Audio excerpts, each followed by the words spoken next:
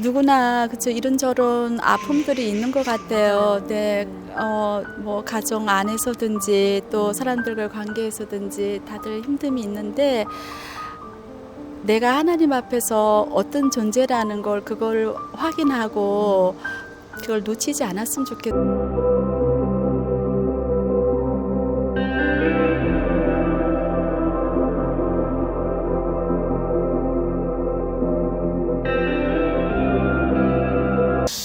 선생님, 아프리카에서 이제 주로 어떤 사역들을 우리 남편 목사님 선교사님과 하시는지.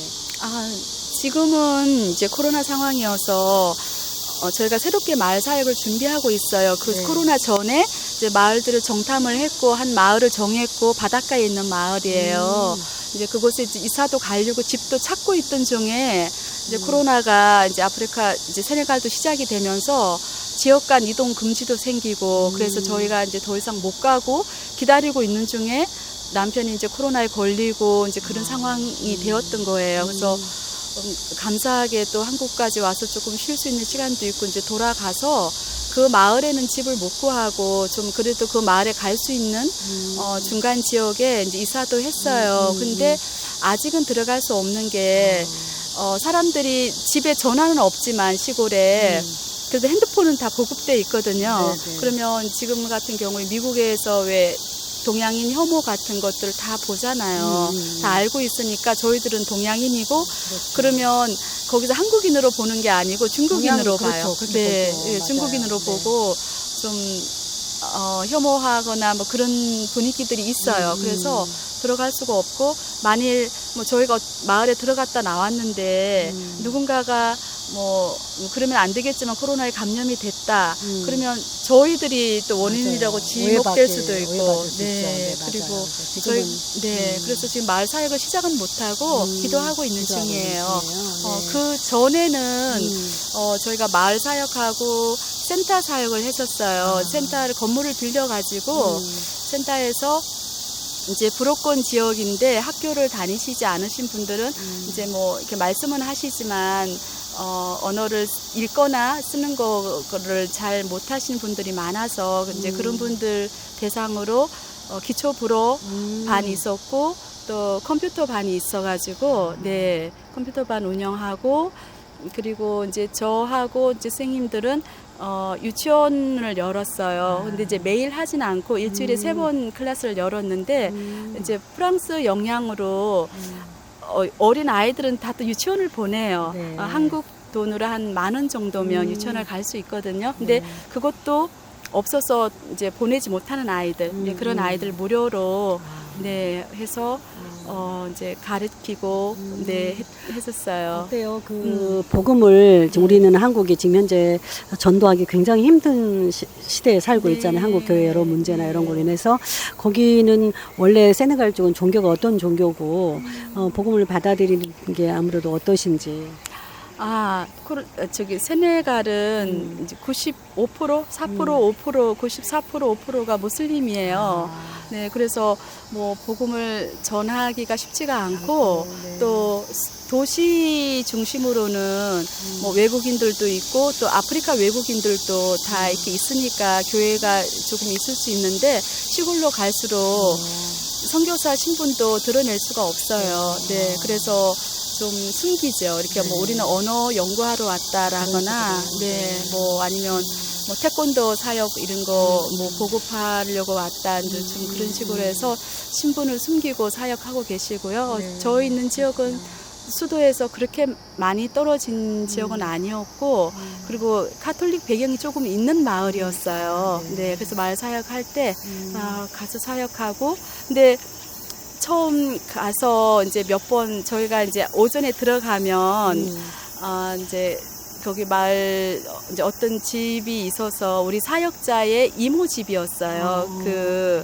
그래서 가서 이제 인사드리고 잠깐 이제 얘기 나누는데 한 번은 저희한테 한국은 지금 몇 시쯤이냐고. 근데 이제 한국이 9시간이 빠르거든요. 네, 네, 네. 보통 한국이 이제 낮이면 우리는 밤이고 그렇죠. 좀 네, 그렇게 네. 돼요. 그래서 그때도 이제 11시가 가까운 시간이니까 지금 한국은 이제 저녁 시간이고 이제 밤이다. 그랬더니 그 아주머니가 정말 눈을 동그랗게 뜨고 너무 놀라시는 거예요. 자기는 세상의 모든 나라가 똑같은 같은 줄 시간인 줄 알았는데. 알았다고. 네. 네, 아직도 이제 시골에 학교도 안 다니시는 분도 많고, 네. 아무래도 우리 선교사님 그쪽에서 사역하시면서 선교사 아내로 여성이지만 참 쉽지 않은 길을 가고 있는데 힘드실 때 어떻게 그 힘든 시간들을 견디시는지. 네, 이렇게 뭐 환경적으로 뭐 이렇게 뭐 날씨가 덥거나 아니면 자동차가 자꾸 고장 난다거나 뭐 그런 거는 뭐 큰 문제는 아닌 것 같아. 그냥 그거는 그냥 당연히 있는 문제들인 것 같고 많이 힘들었던 적은 남편이 더위를 참 즐겼어요. 차를 타면 너무 뜨거워가지고 엉덩이가 막 뜨끈뜨끈하고, 핸들 뜨거워서 정말 손 대기가 힘들 정도로. 근데 그걸 즐겼거든요. 뜨끈뜨끈하다 하고. 그랬었는데, 이제 조금, 저희가 이제 내년이면 아프리카 사역 나간 지 20년이 돼요. 근데 갑자기 이제 몸이 면역력이 많이 떨어졌던 것 같아요. 그래서 한 3년 전에 너무 기력을 너무 잃어가지고 그때까지만 해도 저희가 선교사는 좀 뭘 누린다라는 게 조금 마음이 좀 어려웠어요. 그래서 에어컨이 없이 있었어요. 막 온도가 40도도 넘고 이런데도. 그리고 또 뭐 더위를 즐겼으니까 밤에 너무 더워서 옥상에 가서 잘 때도 있고 그랬기는 하지만 근데 너무 기운이 없어서 마을에 사역을 못 가시는 거예요. 이제 운전을 해갈 기운이 없으셔가지고. 그러니까 저만 우리 사역자 데리고 제가 운전을 아직도 못 하거든요. 그래서 운전하시는 분을 좀 이제 오게 해서 우리 차로 마을에 가서 이제 선교사님 들어가셨어도 사역할 때는 불어를 하시면 우리 사역자 형제가 종족으로 통역을 해서 사역을 했거든요. 저도 제가 이제 우리 어린이 사역자에게 이제 불어로 하면은 통역을 해주고 아니면 찬양 같은 거는 제가 한국에서 알고 있는 우리 어린이 찬양이나 또 유치원 노래를 남편이 불어로 번역을 해주면 그걸 또 이제 종족으로 바꿀 때도 있고 아니면 불어로도 이제 쓰니까 불어가 원래 공용어예요. 그리고 종족어 중에 또 대표적인 종족어가 이제 공용어로 쓰이는 게 있긴 한데 이제 불어로 해도 되고 어떤 건 또 그 종족으로 또 바꾸기도 하고 그래서 이제 주로 찬양하고 말씀도 들어가지만 이제 그런 걸 많이 했었거든요. 그래서 남편이 못 들어가도 이제 그 형제가 말씀을 준비해서 어른들 사역하고 저는 어린 사역하고 이렇게 지냈는데 몇 개월을 지나면서 가면 또 마을에 어른들 이렇게 다 계시면 인사도 하고 그런데 계속 남편이 안 보이니까 왜 남편은 안 오냐 몸이 또 안 좋아서 그런데 자꾸 그러니까 너무 미안한 거예요. 선교사가 자꾸 몸이 안 좋아서 못 오고 저만 이제 들어가고 그래서 한 번은 남편한테 좀 마을 어른들 뵙기도 그러니까 좀 힘을 내서 한번 가보자. 근데 가기로 했는데 아침에 이렇게 운전을 그때 1시간 반을 또 비포장 도로로 들어갔어야 됐었어요. 그리고 마을 2개를 이제 사역을 하고 그럼 이제 저녁이 돼요. 이제 중간에 거기서 또 밥을 먹고 또 옆에 마을 가서 하고 또 이제 와야 되는데 이렇게 운전을 해서 가면 설교까지 하고 하면은 돌아올 힘이 안 될 것 같다는 거예요. 그래서 차에 그럼 에어컨이 없는 거예요? 차에는 있었어요. 차에는 있었어요. 네, 차에는 그때 있었는데 집에가 없었어요. 집에 없어가지고. 네. 그러셨구나.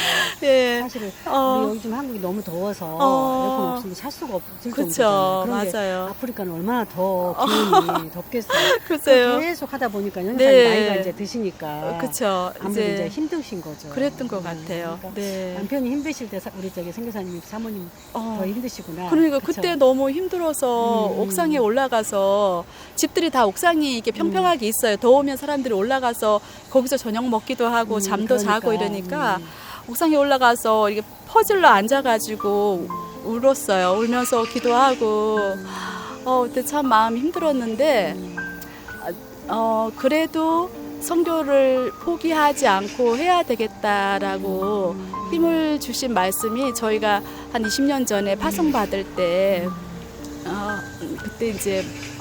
그때 선교국장 선교사님이 주신 말씀이 그거였었어요.